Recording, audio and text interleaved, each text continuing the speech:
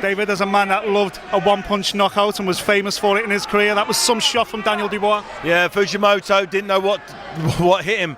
You know, when Dubois lands, you know, he's just a seek and destroy type of fighter. He takes his time, he looks at the shot, and it's the timing that I like the most. You know, he kind of figured in the first round, he kind of figured it out. Fujimoto had an awkward style, he was a bit ungainly because he didn't have a real deep boxing background. He was kind of awkward to get to grips with. But once he figured him out, he took him out, put him down with a heavy jab, really shook him to his boots with a jab, and that right hand sort of come right hook over the top on the button. You know, I was really worried for Fujimoto because it was a heavy knockout. The referee didn't even consider starting a count. It was all about getting the oxygen to him and getting the paramedics, because you don't often see fighters get put out like that.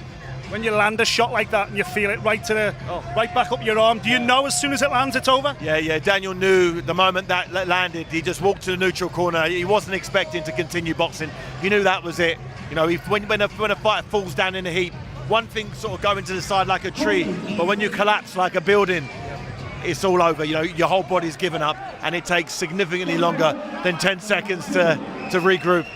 We're all getting super excited about Daniel and his potential, but he still is only 22 years of age. Would you hold him back for a couple of years, or would you just throw him in there now? You say hold him back for who? Who else? No, who else is there? It's not like there's a deep roster of fighters that want to fight him. You know, it's getting near impossible to match him. You know, it's hard to get a guy with such a positive record like Fujimoto had to get in the ring. But, you know, the fact that Joe Joyce just said he'd be happy to step in the ring early next year shows that, you know, Daniel Dubois means business. You know, Joe Joyce means business, and, you know, two undefeated fighters, you know, good amateur pedigrees. They sparred plenty of rounds together. You know, that's a real mouth-watering fight. You know, I thought you would assume that fight wouldn't happen next year. You'd assume that was something they'd leave a bit longer. But the fact that Frank said, you know, he was willing to make it happen shows that, you know, he really believes in both of the fighters. And sometimes you've got to chuck them both in and see what happens. With the fans, you know, no matter where that fight will be staged, you'll be an absolute barnstormer.